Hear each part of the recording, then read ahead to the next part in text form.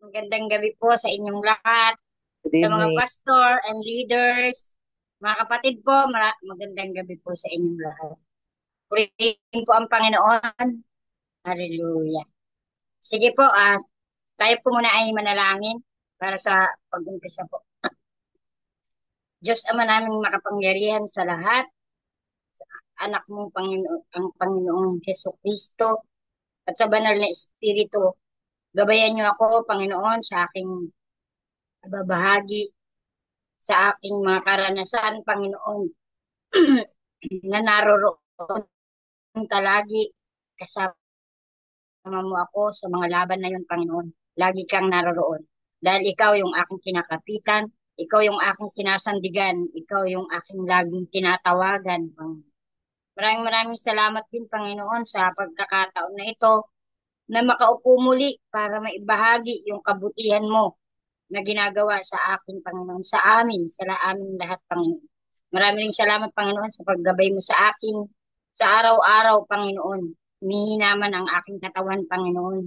Pinapalakas mo naman ang aking espiritu. Maraming maraming salamat, Panginoon, sa patuloy, Panginoon, sa araw-araw, Panginoon, na pakikibaka namin sa buhay, Panginoon. Naroon yung mga pagsubok, Panginoon, na alam ko, Panginoon, naroon ka kasama kita lagi. Salamat din, Panginoon, sa bawat isang naririto, O God. Patuloy na hipuin mo sila, Panginoon. Buksan mo yung kanilang mga isip, yung kanilang mga puso, Panginoon. Sa ibabahagi ko, Panginoon, ay ay naroroon ka pa rin, Panginoon. Gabayan mo kami, Panginoon. Gabayan mo. Ganun, Panginoon, maraming salamat. Patuloy na balutin mo kami ng presensya, Panginoon. Pangunahan mo ako, Lord. Pangunahan mo ako. Hindi yung gusto ko ang mangyayari, O God, kundi yung gusto mo. Maraming maraming salamat, Panginoon, sa gabing ito. Binabalik ko sa iyo yung papuri, pasasalamat sa tanging pangalan ni Jesus. Amen. Sige po, dito po tayo sa Galatians 5:22. Galatians 5:22 to 23.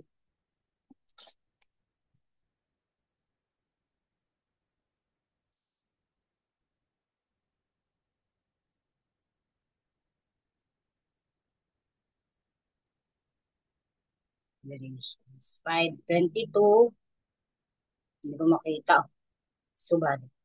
Dito ko na lang po sa Bible ko babasahin. Ay, ayan po, ayan. Thank you po. Sabi po dito, subalit ang bunga ng Espiritu ay pag-ibig, kagalakan, kapayapaan, katyagaan, kabaitan, kabutihan, katapatan, kahinahunan, at pagpipigil sa sarili. Walang batas laban sa mga ito. Purihin po ang kanyang salita. Sa sa araw-araw po, sa araw-araw, ito po yung ibabahagi ko na ito po ang daladala kong salita ng Panginoon sa araw-araw. Kasi lumipat na po ako ng trabaho, hindi naman po kaila sa inyo yun na nandun na ako ngayon sa kapatid ko.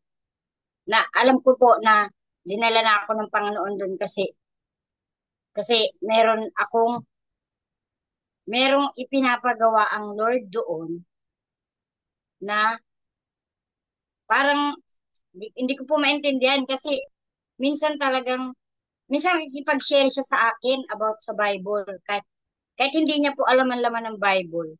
May mga sinasabi siya, yung kapatid ko, may mga sinasabi siya na, di ba, sabi ng Diyos, ganito, ganyan, ganon. Natutuwa po ako sa ganon. Natutuwa ako pagka ganon yung usapan namin. Pero, lagi po nating tatandaan, ang kaaway po mapanlin lang. Hindi ko po sinasabing ang kaaway ko ay yung kapatid ko, yung gumagamit po sa kanya. Kung sino po yung gumagamit na kaaway sa kanya na gusto ako ilagpak. Gusto niyang mabago po kung ano yung pananaw ko, yung mga nabasa ko na pangako ng Panginoon. Gusto niyang baliin yun, gusto niyang baliin. Pero alam ko, hindi po yun yung kapatid ko, yung gumagamit yun sa kanya. Kasi po yung buhay ng kapatid ko akin to, ako ito, yung, ang hirap kasi yung paliwanag. Pero po kasi ito po yung buhay ko sa araw-araw pag magkapiling na kaming dalawa nun. Maraming, ano yun, maraming Marami siya sinasabi na minsan pag tinawanan ko nagagalit siya sa akin. Kasi noon po talagang yung kasama kong mga katulong ngayon, sabi ko, nung araw magulo talaga kaming magkapatid. Magulo kami, labas at loob ng bahay namin magulo talaga kami. Pero kasi ito na, nung binago ako ng Panginoon, eto na ako. Hindi ko na iniintindi kung ano yung mga gulo na dumating sa amin. Basta itataas ko sa Panginoon, ibibigay ko sa Lord, Lord, tulungan mo ako. Yung kaguluhan na ito, yung trouble na ito, tulungan mo ko, Lord. At patawarin mo ako sa mga nagagawa ko, nasasabi ko, o naiisip ko sa kapwa ko. Ganun lagi po ang hinihingi ko sa Lord kasi hindi po at ang hindi ko po talaga inaalis talaga yung mag-devotion araw-araw. Pag nandun na ako bago magising yung kailangan nakabasa na ako ng Bible. Tapos ninanamnam ko na hanggang sa magigising na yun. Oh, ano pang ginagawa mo? Hindi ka pa magluto. Ganun po siya. Lahat po ng gusto niya, sinusunod ko lahat ng gusto. Tsaka pinapakita ko yung pagpapakumbaba, yung pagtsatsaga ko po sa kanya na asikasuhin siya, pagsilbihan siya. Di ba nga sabi nga, pag nagsisilbi ka sa tao, parang ang pinagsisilbihan mo ang Panginoon. Pero hindi siya Panginoon kasi siya yun na po yung feel niya sa sarili niya eh. Na ako ito, akin to, kaya kong bilhin to kahit buhay mo. Yung gano'n yung gano'n salita po. Minsan matatawa akong nagagalit siya sa akin. Bakit? Sabi niya, kaya ko naman talaga yun ha, sabi. Oo nga, sabi ko, pero may Diyos pa rin nakakakita sa'yo. May Diyos pa rin nakakarinig sa atin. Yung ganun po. Parang naaano po siya sa akin, naiinis siya, bakit ganun na ako magsalita? Bakit sa loob po ng 3 buwan na magkapiling kami, parang ako kasi naninibago rin ako sa sarili ko. Kasi pag nagkita kami niyan noon pag nag-usap kami, walang kabuluhan yung mga usapan. Noon po, hindi ko pa kilala pag magkasama kami, mga kalokohan, mga ano sa labas. Pero ngayon, pag may kinukwento siya, ayoko na ng mga ganyan-ganyan. So, ginaganyan ko siya. Ayoko ng mga kwentuhan na ganyan. Nababastusan ako. So, magagalit siya sa akin. Sabi niya, bakit? Yan? Basta ayoko na ng mga ganyan. Sabi ko, lumayo na ako sa ganyan eh. Tapos yun nga, yung makikipag-inuman siya, gusto niya, isasama niya ako sa ayoko na ng buhay na ganyan. Sabi ko, iniwan ko na yan. Sabi ko, yan, born again ka kasi ginaganyan niya. Pero alam niyo po, imbis na magagalit ako, natatawa ako. Tinatawanan ko siya. Sabi ko, okay lang yan. Sabi ko, sige lang, enjoy mo lang yung sarili mo. Ginaganyan ko siya.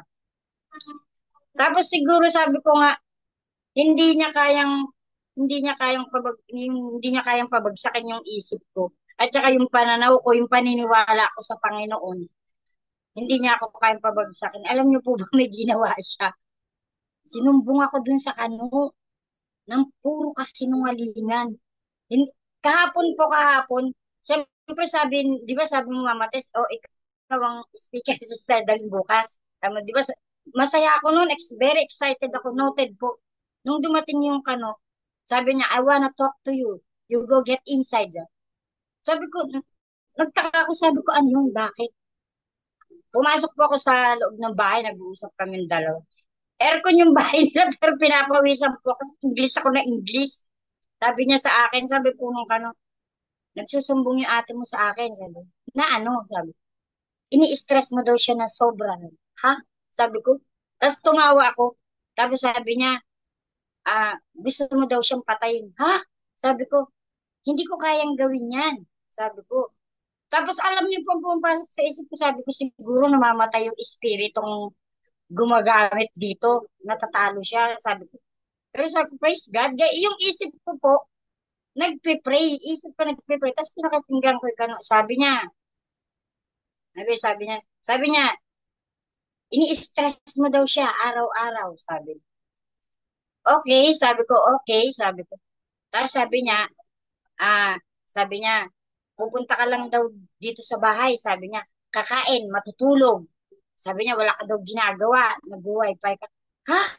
Sabi ko, sabi, sabi raw nung kano, hindi totoo yan, sabi. Don't defend her, sabi raw nung sa kano. Huwag daw ako ipagtanggol ng kano. Sabi ko, nakikita mo kung ano yung ginagawa ko. nakikita mo. Hindi ko kailangan sabihin sa inyo na, o pinaliguan ko na yung mga aso, pinakain ko na yung mga aso, nilinis ko na yung mga ganito, nilinis ko. Hindi ko kailangan sabihin yun dahil mas may malaking nakakakita sa akin.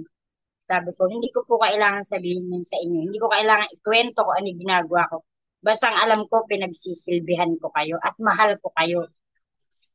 Minsan, parang naiinis po siya sa akin na, kasi itong mapambus ka. Minsan pag nagluluto ako, sabi niya, oh, Pastora, sabi niya, you don't have sermon today? It's Saturday. Sabi, alam niyo po kasi pag Saturday, nagbo-Bible study.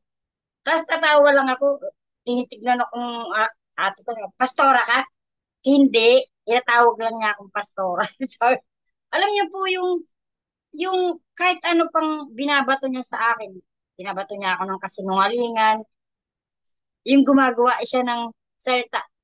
Nangyayari po talaga pala yun, nangyayari po pala talaga. Kasi nabasa ko na yun na pag ginagawan ka ng ano ng kapwa mo, di ba? Ano ka lang, yung tahimik ka lang, yung magpakumbaba ka pa rin. Ayun po ang ginagawa ko ngayon. Ngayon, sabi yun na nga, sinabi na nung yun. Okay, sabi ko, I understand, kuya, sabi. Okay, thank you, sabi niya, kung naintindihan mo, thank you, sabi. Alam ko naman na hindi ka ganun. Eh, wala po yung kapatid ko hapon, nagsugal. Ngayon, nung dumating na siya, sabi niya dun sa, sabi niya sabi niya sa akin, kinausap ka ba ng kuya mo? Sabi ko, ay, wala naman na ako. Meron na. Ay, wala. Nakikita ka na namin, Ano Sister nangyari? Dalin. Wala ako. Sorry po, nawala ako. Ano, yung isang Bible ko po sabi niya sa akin, nag-usap ba kayo ng kuya mo? Oo, sabi ko, kinausap niya ako. Pero hindi po siya nagtatanong kung ano Ay, sinabi sa akin ng yes. Sabi ko, pag tinanong niya ako, tsaka ako sa kanya sasabihin niya. Kaya sabi ko, salamat sa Panginoon. Alam niyo po kahapon, paglabas ko ng bahay, pagpunta ko dun sa garahe, kasi dun po yung tambayan namin. Tumutulo na yung luha ko kasi nasaktan ako sa mga bintang niya sa akin, eh, hindi naman katotohanan. Tapos sabi ko, Lord, sabi ko, yakapin mo ako, hawakan mo yung puso ko, sabi ko. Tapos ang bilis po ng isip ko, sabi ko, sa 15, magpapaalam na ako pag sahod ko. Di na ako papasok, sabi ko doon sa mga katulong. Di na ako papasok, bahala na kayo dito. Sabi ko, ayoko ng ganyan na gagawa siya, nagtatahi siya ng kasinungalingan para masira niya ako doon sa kanila. Bakit? Anong dahilan niya? Bakit niya ako ginaganito? Yung gano'n nagsisinter na. Tapos, umalis po ako, nagpipray talaga ako sa Lord. Bakit niya ba ako ginaganito? Ano bang problema niya sa akin? Ginagawa ko naman yung lahat. Sabi. Alam niyo po, pumasok ito sa ano ko sa isip ko itong Galatians na yung patience po, di ba?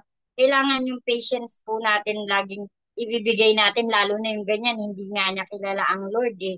Hindi niya kilala ang Lord. Kaya sabi ko, nung hapon na, okay na ako, tumatawa na naman ako sabi ng mga katulong. Parang wala lang ha. Hindi, sabi ko, ganyan talaga, sabi ko. Nasaktan pa rin ako, pero sabi ko, alam ng Lord lahat yan. Sinumbong ko na siya. Sabi ko pa, sinumbong ko na siya kay Lord. Bahala na si Lord. Sa kamay ni Lord, bahala na siya. Lord. So, ayun po yung, sabi ko kasi, may gusto ko talagang ipanalo siya sa Panginoon. Gusto ko na ipanalo siya yung mabago yung pananaw niya po at makilala niya yung tunay na Diyos. Hindi yung nakaganyang Diyos niya, hindi po yun. Hindi yun yung pinupunta niya every Thursday. Pupunta siya doon, magluluhod-luhod siya. Minsan niya sinama niya ako dito sa may St. Joseph. Na, halika dito, sabi niya, manalangin ka. Hindi dito na ako mananalangin sa labas. Sabi ko, hayaan mo na ako dito sa tricycle. Ikaw na lang, sabi ko. Pupasok po siya doon, tapos yun, punta na kami kung saan niya gustong pumunta. Minsan, dyan po kami sa Olongapo, sinasamahan ko siya. Pero nito, ayaw ko na. Ang dami pong nag-ano sa isip ko kasi ang dami niyang sinasabi, sabi niya. Tapos yun nga, sabi niya sa birthday mo, sa Baguio tayo. Sige, nagsige po ako, pero kanina sabi sa kanya, hindi na ako sasama sa Baguio. Sabi ko sa kanya, dito na lang ako. Hindi siya kumikibo, hindi siya kumikibo. Pero nandun pa rin po yung pagmamahal kasi yun po ang gusto ng Lord. Ipakita pa rin natin yung kapakumbabaan, yung pagmamahal. At patawarin po ako ng Diyos, patawarin niyo po ako, pero nihingi ko naman po sa Panginoon yung pag hindi ako nakaka-attend talagang makirot po yung katawan ko kasi minsan may time na, alam niyo yung nagplantsa ka, uutusan ka niya, kuhanan mo ko sa freezer ng ganito, na puro yelo yung dadiving niyo po, puro yelo. Pero sabi ko, Lord, buhin mo yung katawan ko. Nagkikirot-kirot na naman. Wala po siyang pakailam kung may nararamdaman ka. Basta ang mahalaga sa kanya, mayaman ako. Yung ganun po, yung pangapa. Tsaka ayoko yung iba na po, ano ba yung ayoko yung may attitude kasi siya katulad nung namalengke po kami sa lumang palengke. May namamalimos sa amin. Eh namimili ako ng pagkain lang ng mga aso po niya. Yung ano po ng manok, ano, yung Thai. Namimili ako, may lumapit sa akin.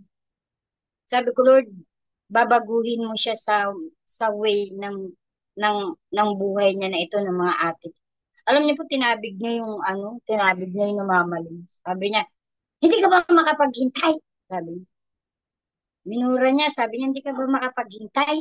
Sabi niya, maghintay ka, may ginagawa ako. Alam niyo, parang nagdurog yung puso ko. Pag nakita ko yung mga taong ginagano niya, sinisigawan niya, minumura niya, nadudurog yung puso ko. Sabi ko, Lord, sabi ko, hawakan mo pa to kasi baka hindi ko kaya mapagsabihan ko, huwag mo ginaganyan yung baka yung ganun po. Pero talaga pong lahat ng kapakumbabaan, gagamitin mo talaga, ang salita talaga ng Diyos, gagamitin mo talaga sa Kanya. Tapos meron pang sasabihin yun, sabi niya sa akin minsan no, pag nagluluto pa ako, sabi ko ayoko ng magic sarap. Maglagay ka! Sabi niya, maglagay ka. Tapos pag naglagay, sabi ko, ano pa ilalagay? Asin. Pag naglagay ka ng asin, sabi niya, papatayin mo ba ako? Sabi niya, gusto mo na akong mamatayan. Sabi ko, hindi ko gagawin yun. Sabi ko, may takot ako sa Diyos. Ba't kita papatayin? Gusto ko nga mabuhay ka pa. Gumaling ka, mabuhay ka. Yung ganun po. Kaya sabi ko, alam niyo po, lahat ng, ng pangako ng Lord, magagamit mo dun. Magagamit mo talaga nun. At maya-maya talagang nasa isip mo talaga, Lord, hipuin mo siya. Tapos, sabi niya sa akin minsan, kaya ikaw, sabi niya, maano ka, ano ba yun? Lagi kang may sakit eh, sabi niya. Lagi kang may sakit, sabi niya. Kasi ganyan yung pamumuhay mo. Ganito, mahirap ka, wala kang, alam niyo, sa isip ko na naman, kukontrahin ko na, in Jesus name, hindi mangyari. In Jesus name, puro ganun. Parang minsan po natatawa ako na sabi ko, Lord, sa kabila ng mga pagkukulang ko sa'yo, nandito pa rin ako, lagi akong nananawagan sa'yo. Sabi ko, basta yun po, at ang panalangin ko talaga, tulungan ako ng Lord. Tulungan niyo rin po ako sa panalangin na ipanalangin siya, na ipanalangin. Dahil alam ko, lumalaban siya eh. Lumalaban yung gumagamit sa kanya eh. Matindi yung gumagamit. At saka alam niyo po, may nakita ako sa kanya. Pag nagwawala po siya, hindi po siya, may nakikita ako. Basta nakikita ko yung kasi pag nakaupo yun, tapos gano'n gano'n yung gano'n. Hey! Hey! Mura siya ng mura. Yung nagwawala siya. Nakikita ko po yung nagagalit, hindi siya. Hindi siya yung nakikita ko yung demonyong nagagalit. Tapos, bigla akong natatawa. Ano bang problema mo? Kasi naiinis ako. Sabi niya, kasi ganito, ganito. Anong ikinakainis mo? Sabi ko, wala ka naman dapat problemahin. Hindi, gawin mo yung gusto mo. Gusto raw niya lumabas. Lalo na po pag nag-out yun, talagang lumpo siya. 3 days pa lang na nasa bahay na yun.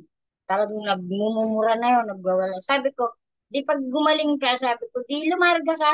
Sabi ko, pumunta ka sa mga, hindi raw siya makapagsugal, di raw siya o pag gumaling ka, magsugal ka, mag-inom ka, lumarga ka. Sabi ko sa kanya. Pero talaga pong ano, yung pasensya po talaga, yung pasensya, hahawakan mo talaga, yung pagpapakumbaba, yung pag-ibig, kailangan laging nandoon. Ipakita mo sa kanya na nasa kabila ng ganun po siya. Mahal ko pa rin siya at alam ko po na mahal siya ng Panginoon. Alam ko sa takdang panahon, yuyuko siya sa Panginoon. Nakikita ko po yan, nakikita ko yung magkasama sila ni Spike, a-attend sa church. Kasi yung kano po nag-a-attempt na ano umattend.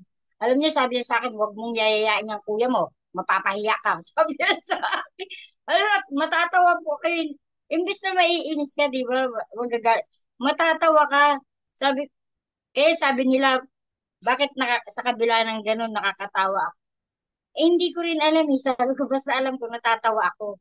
Parang hindi naman sa akin siya nagagalit eh.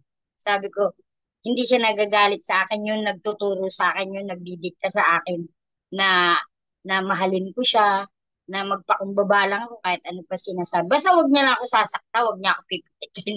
Ganun lang yun nasa isip ko. Kaya po rin po ang Panginoon, salamat din po na sa pagkakataong ito nakakapagbahagi pa ako. Talagang experience po ang maibabahagi natin. Experience. Sige, tapos dito po sa Romans 5:4 po, pabuksan po.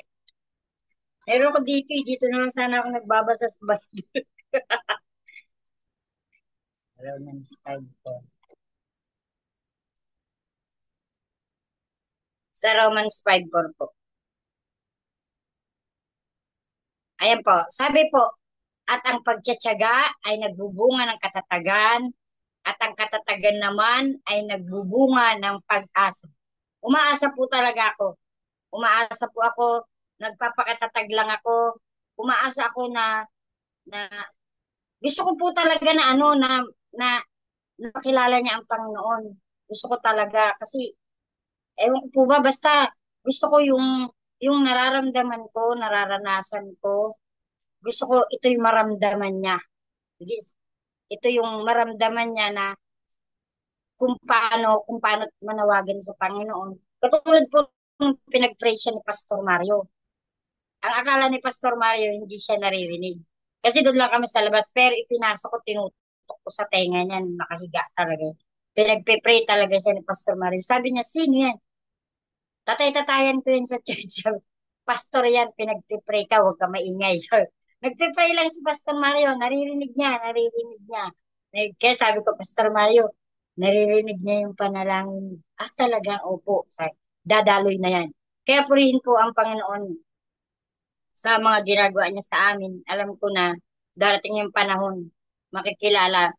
Hindi naman po porke pinag-pray ko, di ba na, porke pinag-pray ko siya, nagpipray ako na makilala niya. Alam ko hindi pa, may mga proseso pa po yan.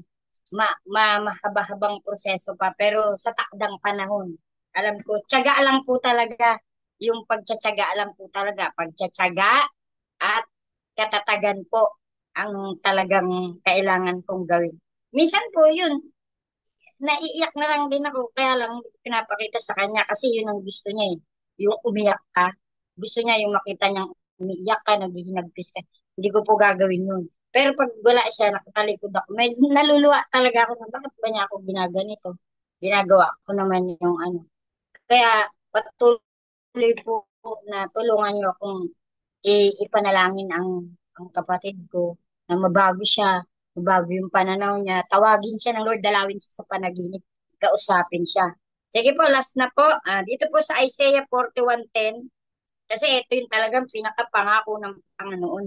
Kaya yung mission ko po sa buhay ng kapatid ko talagang pagtsatsaga at katatagan po ang baon-baon ko. Sabi po dito na lang po ako sa Bible. Sa Isaiah 41:10, ako'y sa iyo, huwag kang matakot. Ako ang iyong Diyos, hindi ka dapat mangamba. Palalakasin kita at tutulungan, iingatan at ililigtas. Purihin po ang kanyang salita.